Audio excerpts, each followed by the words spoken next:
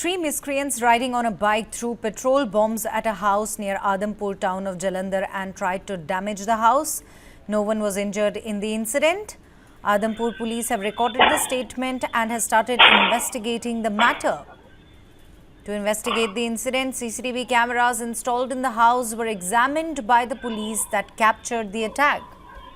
Right on your screens, visuals coming in from Adampur, Jalandhar, where three miscreants on a bike threw petrol bombs at a house near Adampur town of Jalandhar and tried to damage the house. Still no clarity whether it was a random attack or a targeted one. We'll get more clarity as very soon I'll be joined by my reporter. Fortunately, no one was injured in the incident.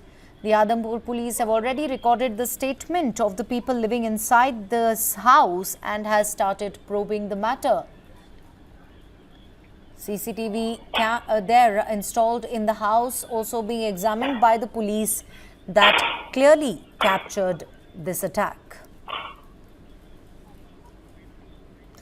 Let me quickly go across to my colleague Mohit Malhotra. He joins me over the phone line with more details on the same. Mohit, exactly क्या हुआ हमें बताइए, क्या ये random attack था या targeted था किसी के ऊपर?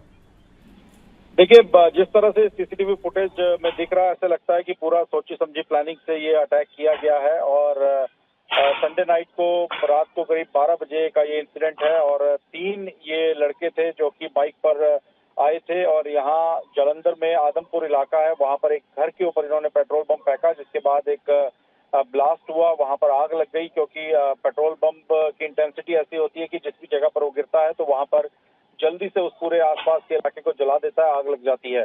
तो ये बाइक पर सवार होकर 3 लड़के आए थे, इन्होंने इस इंसिडेंट को किया है।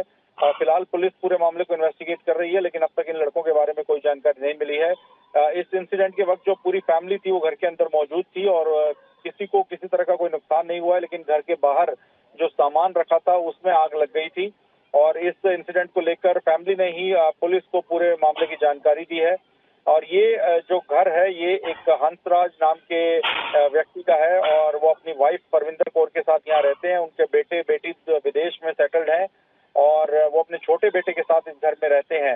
तो क्या ये आपसी किस तरह की रंजिश का मामला है, किसी तरह से कोई डिस्प्यूट चल रहा था जिसके चलते इस इंसिडेंट को किया गया, ये तमाम एंगल हैं जिस पर पुलिस इन्वेस्टिगेट कर रही है। सिर्फ ये सीसीटीवी फुटेज जो मिला है, इसके अलावा अन्य और भी कई सीसीटीवी फुटेज हैं जिनके बेसिस पर पूरी की पूरी जो इन्वेस्टिगेशन है उसको आगे बढ़ाया जा रहा है।